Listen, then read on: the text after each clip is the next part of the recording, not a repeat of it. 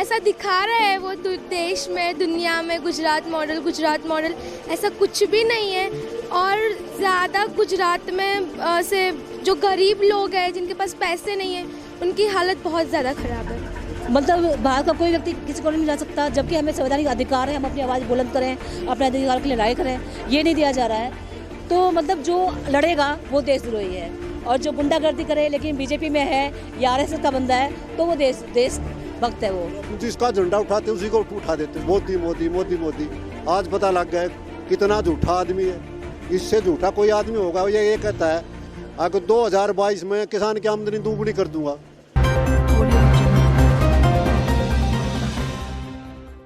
नमस्कार, मेरा नाम वसीम है और इस वक्त मैं सिंधु बॉर्डर पे मौजूद हूँ। यहाँ पे किसान भाइयों का आंदोलन चल रहा है और देश के तमाम हिस्सों से उस आंदोलन में सहयोग देने के लिए तमाम तरह के लोग आए हैं। कोई अपना मेडिकल स्टाफ लेकर यहाँ पे मेडिकल कैंप यहाँ पे लगाया हुआ है, ताकि अगर कोई बीमार पड़े तो उसको तत्काल इमीडिएटली उसको कुछ दवाएं वगैरह दे के, फर्स्ट एड वगैरह दे करके उसको लाभ पहुँचाने का काम किया जाए। तो वो लोग मेरे बाईं तरफ खड़े हैं और मेरे दाहिने तरफ गुजरात से कुछ लोग आए हुए हैं। गुजरात मॉडल की बात होती है कि गुजरात मॉडल पूरे देश में प्रसिद्ध है। गुजरात मॉडल जैसा मॉडल किसी भी राज्य में नहीं है, ऐसा सब जगह होना चाहिए। उस पर भी हम लोग बातचीत करेंगे कि वो गुजरात मॉडल जिसकी प्रधानमंत्री तारीफ़ करते हैं और लोग तारीफ़ करते हैं, तो उन्हीं के प्रदेश से जो कुछ लोग यहाँ पे आए हैं वो क्यों आए यहाँ पे किसान आंदोलन में, उसके लिए भी बात करेंगे। लेकिन सबसे पहले सबसे ज़रूरी मुद्दा होता है स्वास्थ्य का, पहले उस पर बात कर लिया जाए। तो हम लोग बातचीत करेंगे यहाँ पे मेडिकल कैंप, जो मेडिकल सर्विस सेंटर के कुछ यहाँ पे वॉलंटियर्स हमारे साथ हैं, उनसे बातचीत करेंगे। सर, नाम क्या है आपका? Doctor Anshuman Mitra from medical service centre. हम बंगाल से, कलकत्ता से आए हैं। कलकत्ता से? हाँ, हमारा ये ऑल इंडिया ऑर्गेनाइजेशन है, voluntary social medical voluntary organisation medical service centre. हमारा हेडक्वार्टर कलकत्ता, हम भी कलकत्ता से आए। फिर हमारे यहाँ पे वॉलंटियर सारा देश से ही है। यहाँ पे दिल्ली, हरियाणा, पंजाब तो है ही, चंडीगढ़, फिर मध्य प्रदेश, उत्तर प्रदेश, उत्तराखंड, गुजरात, महाराष्ट्र, त्रिपुरा, बहुत सारे स्टेट्स हैं। 7-8 स्टेट से हमारे वॉलंटियर आते रहते हैं। हम लोग यहाँ पे जब कैजुअलिटी शुरू हुआ, ये मुद्दा तो डेमोक्रेसी में होता ही है, मुद्दा जो सरकार जो बोलता है या सरकारी दल जो बोलता है और आम जनता का जो सोच अलग होना का ही काफ़ी स्कोप है। वो पॉलिटिकल रिजोल्यूशन मूवमेंट में होगा। फिर जब लाखों जनता, किसानों रास्ता में, सड़क के ऊपर है, मोर्चा में है, इसकी जिम्मेदारी तो सरकार को लेना चाहिए। सरकार का डिपार्टमेंट्स है। आपके जो विरोध प्रदर्शन है वो हमारा अधिकार है, संवैधानिक अधिकार है, ये होते रहना चाहिए ताकि सरकार जागती रहे। हाँ, सरकार जागते रहे। फिर जो गैदरिंग जब है, जहाँ पे हजारों लोग एक साथ इकट्ठे हो गया है, उसमें कुछ सिविक एमिनिटीज़ होना चाहिए, जो उसके लिए सरकार का डिपार्टमेंट है। वो किसी को, कुछ पार्टी का पर्सनल प्रॉपर्टी नहीं, कुछ नेता का, कोई मंत्री का, कोई चीफ मिनिस्टर का, प्राइम मिनिस्टर का पर्सनल प्रॉपर्टी नहीं। वो अपना बजट से, सरकार का डिपार्टमेंट है जो पब्लिक हेल्थ मैनेज करना, सिविक एमिनिटीज़ मैनेज करना, सोशल जो सर्विसेज मैनेज करना, इसके डिपार्टमेंट्स है। तो यहाँ पे हम देख रहे थे एक तरीका तो जैसे पानी का कमान चलाया, जो आंसू का गोली चलाया, उससे कैजुअलिटी भी होने लगा। उससे भी इतना सर्दी के टाइम में बुजुर्ग आदमी थे, न्यूमोनिया होने लगा, मौत भी हुआ। और जो टोटल जो सिचुएशन है, टोटल जो यहाँ पे गैदरिंग में जो पानी का सर्विस होना चाहिए, जो सैनिटेशन वगैरह, जो सीवेज वगैरह जो होना चाहिए, जो क्लीनिंग होना चाहिए, खाना, कुछ अरेंजमेंट सरकार से नहीं किया। खुद मूवमेंट की ओर से सोशल ऑर्गेनाइजेशन, आपका जो संस्था है पूरे देश में काम करता है, आप उसके वॉलंटियर्स हैं, बंगाल से आए हैं, तो आप लोग इसमें किस तरह से किसान भाइयों की मदद कर रहे हैं या किस तरह से क्योर कर रहे हैं? मेरा जो बात है, जो जब सरकार नहीं कर रहा है, जनता को तो करना ही पड़ेगा, हमारा देश का सिटीजन्स को करना पड़ेगा। So on behalf of health professional, सारा देश को जो स्वास्थ्य कर्मी है उसके ओर से मेडिकल सर्विस सेंटर में जुड़े हुए all categories of health professional, super specialist से तक, विलेज का जो हेल्थ वर्कर्स तक, सभी में मिल के, nurses, paramedical staff, all systems मिल के हमारा मेडिकल सर्विस सेंटर। हम लोग क्या कर सके, हम जो संघर्ष में जो साथी है वो बेइलाज ना रहे, वो स्वस्थ रहे, वो देखना मेरा जिम्मेदारी है। सरकार वो जिम्मेदारी नहीं ले रहा है, तो हमारा जिम्मेदारी है जो हमारा किसान भाई बहन जो चल रहा है, जो संघर्ष कर रहे हैं, वो ठीक से स्वस्थ होके। और सर्दियों का टाइम बहुत सर्दी बढ़ गया है, तो बीच में बारिश भी होने लगा। तो ये स्थिति में हमारा सरकार ध्यान नहीं दे रहा है, आप इंसानियत का फर्ज निभा रहे हैं, अपने संगठन के माध्यम से यहाँ लोगों का इलाज कर रहे हैं ताकि स्वस्थ तरीके से आंदोलन चलता रहे। जरूर जरूर, और वहाँ पे बीमारी नहीं फैला हो जाए, यहाँ पे बीमारी नहीं हो जाए, इसके ठीक से रोकने की कोशिश कर रहे हैं। हम लोग काम कर रहे हैं, जितना तक ये संघर्ष चलेगा हम कोशिश करेंगे सारा देश से वॉलंटियर्स लाके ये सर्विस चालू रखने के लिए। सर्विस चालू रखें। और हम आप कहाँ से आई हैं? गुजरात। गुजरात से। तो मेडिकल कैंप में हैं आप भी? जी। मेडिकल कैंप में। नाम क्या है आपका? आभा दास गुप्ता। तो आप गुजरात के किस शहर से हैं? जी, बड़ौदा से। बड़ोदरा से। अच्छा, एक बात बताइए, आपकी जो गुजरात मॉडल की बात होती है, ये मेडिकल का सवाल नहीं है, जो आपका जो काम है उससे जुड़ा हुआ सवाल नहीं है। गुजरात का जो मॉडल है, क्या वास्तव में इतना अच्छा मॉडल है कि देश के दूसरे हिस्सों में इसे बताना चाहिए, लागू करना चाहिए? जी नहीं, ऐसा कुछ भी नहीं है। नहीं, यहाँ पे स्टूडेंट्स की ठीक से पढ़ाई कुछ भी नहीं है, या हेल्थ बोलो तो हेल्थ का भी कुछ नहीं ठीक से चल रहा है। और गवर्नमेंट जो स्कूल्स है, जो हॉस्पिटल्स है, वो धीरे धीरे सारी प्राइवेट कर रहे हैं ये लोग। और जैसा दिखा रहे हैं वो देश में, दुनिया में गुजरात मॉडल ऐसा कुछ भी नहीं है। और ज़्यादा गुजरात में से जो गरीब लोग हैं, जिनके पास पैसे नहीं है, उनकी हालत बहुत ज़्यादा ख़राब है। गुजरात में जो गरीब लोग हैं उनकी हालत ज़्यादा ख़राब। तो आप स्टूडेंट हैं या क्या हैं? हाँ, मैं स्टूडेंट हूँ। तो वहाँ पे किस तरह से शिक्षा वगैरह की क्या व्यवस्था है? जैसे आपने कहा जो गरीब तबका है उसके लिए क्या व्यवस्था सरकार ने करी है? जी, सरकारी जो स्कूल है, गरीब बच्चे तो सिर्फ सरकारी स्कूल में पढ़ सकते हैं ना। प्राइवेट स्कूल बहुत ज़्यादा पैसे ले लेते हैं। तो सरकारी स्कूल में ना ही टीचर ठीक से है, वही टीचर बैठे रहते हैं, कोई मीन्स चालू क्लास में सोना, फ़ोन चलाना, ऐसा सब होता है। उन लोग की पढ़ाई नहीं होती, उनका मन होता है बच्चों का, पर बच्चे पढ़ नहीं सकते। हाँ। अच्छा, आप युवा हैं, स्टूडेंट हैं, आप ये बताइए जो आंदोलन किसान कर रहे हैं कृषि बिल को लेकर के, आपको समझ में आ रहा है किसान सही है? हाँ, बिल्कुल सही है, क्योंकि अब सरकार अब जबरदस्ती किसानों का फायदा करने पे तुली है, इस पे क्या कहना? कि वो सरकार किसान के थ्रू अपने लिए वो कर रही है, पैसे इकट्ठा कर रही है। जैसे बड़े बड़े जो कॉन्ट्रैक्टर्स हैं उनके लिए वो पैसा ले रही है। पतियों से सरकार डील कर रही है, किसान उसमें पिस रहे हैं। हाँ। ले जाएंगे। आप कहाँ से आई हैं? मैं दिल्ली से ही हूँ। दिल्ली से। और मेरा नाम प्रकाश देवी है। मैं दिल्ली से ही हूँ, लगातार फर्स्ट डे से इस मूवमेंट से जुड़ी हुई हूँ। और मैं समझती हूँ कि जो किसान जो आंदोलन कर रहे हैं ये बिल्कुल सही आंदोलन है। और हमें दिल्ली में, क्योंकि किसानी नहीं है, तो दिल्ली के लोगों को इस मूवमेंट में के पक्ष में लाना ये हमारा एक काम है। और ये हम कर भी रहे हैं। अपने अपने इलाकों के अंदर हमने छोटी छोटी समितियाँ बनाई हैं। उस समितियों के थ्रू हम लोगों के पास जा रहे हैं, नुक्कड़ सभाएं कर रहे हैं, पर्चा बांट रहे हैं, लोगों के समर्थन को हम जुटा रहे हैं इस किसान आंदोलन के लिए। क्योंकि दिल्ली की सीमाएं बंद हैं, दिल्ली के लोगों को दिक्कत हो सकती है, लेकिन एक बड़े उद्देश्य के लिए अगर कुछ लोगों को दिक्कत भी हो जाए तो सहना चाहिए, ये हम लोगों को बता रहे हैं। और यकीन मानिए कि ये हम सफल हुए हैं इसमें, और दिल्ली सफल हुए हैं। और दिल्ली के लोग, अगर कुछ चंद लोगों को छोड़ दिया जाए जो भक्त हैं, अगर भक्तों को छोड़ भी दिया जाए, तो दिल्ली की ज़्यादातर जनता इस आंदोलन के पक्ष में है। और वो यहाँ आ रही है, अपनी एकजुटता यहाँ पे जाहिर भी कर रही हैं, जो हम चाहते भी थे। किसानों को समर्थन अब लगभग पूरे देश से मिलना शुरू हो गया, देश के कोने कोने। हाँ, पूरे देश से मिलना शुरू हो गए। हालांकि सरकार की साजिश थी, सरकार ने जैसे बोला कि ये तो सिर्फ किसान, पंजाब किसान कर रहे हैं, लेकिन ऐसा शुरू से ही नहीं था।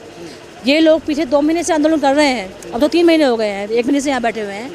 तो इसमें पूरे देश का किसान मौजूद है।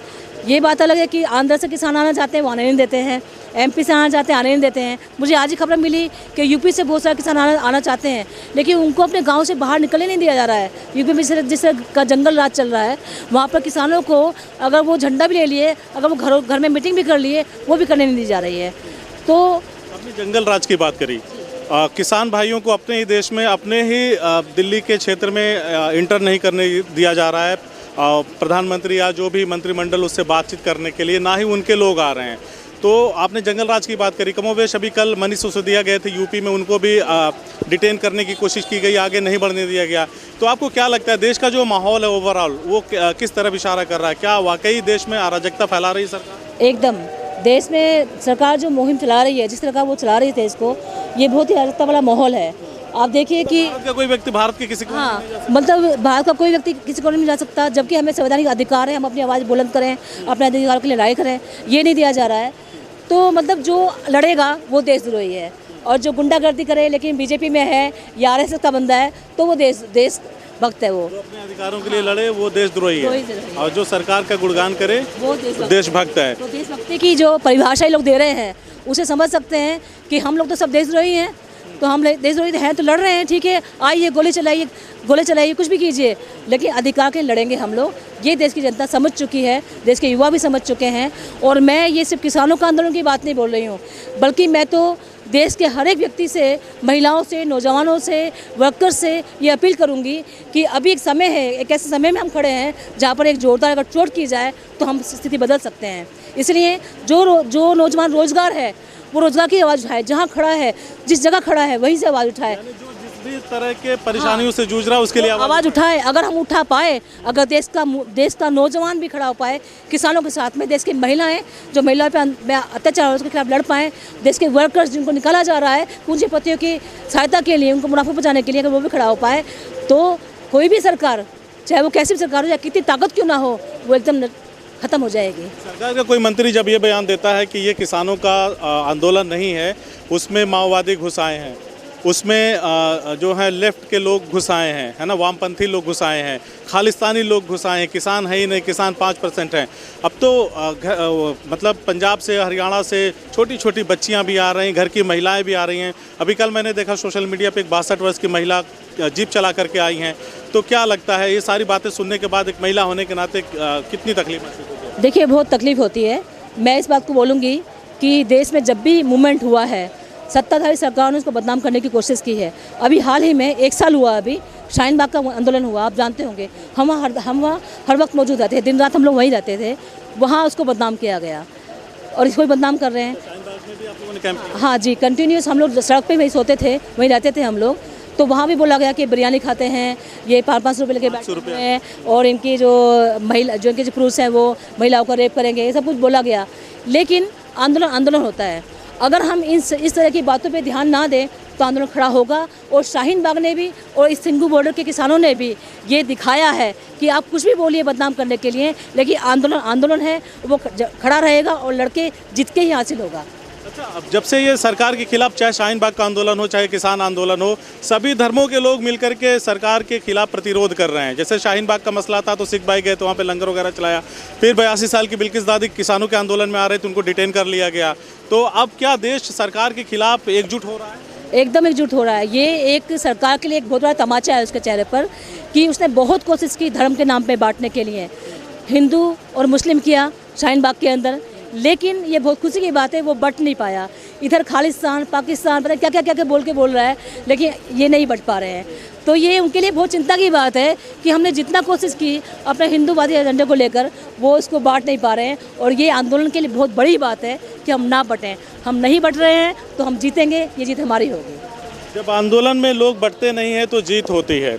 गुजरात का मॉडल लेके मोदी जी शुरू किए, 2014 में देश के प्रधानमंत्री बने और नारा दिया कि मैं देश नहीं बिकने दूंगा, और सब कुछ बेचने पे तुल गए, है ना। तो किसानों को क्या डर लग रहा है कि जो देश को की जो बनाई गई चीज़ें थी, चाहे LIC हो, चाहे BPCL हो, उसको भी बेचने की बातचीत चल रही है, एयर इंडिया को बेचने की बात, और बहुत सारी चीज़ों को, रेलवे वगैरह को प्राइवेट करने का जो सिलसिला चल रहा है। तो किसान कहीं इससे भयभीत हैं कि इस बार भी मोदी ने कोई गेम खेला है वो सही नहीं है, कुछ पर्दे के पीछे दूसरी कहानी? नहीं, वो सही है। ये जो WTO जो है और गाट डंकल जो था, उसी में ये सब आ रहा है। मोदी एक चेहरा है, ताकि इंडिया में वो पहला वो प्रयोग कर रहा है, पूरी दुनिया का डंकल गाट वगैरह में साइन किया है, बराबर है।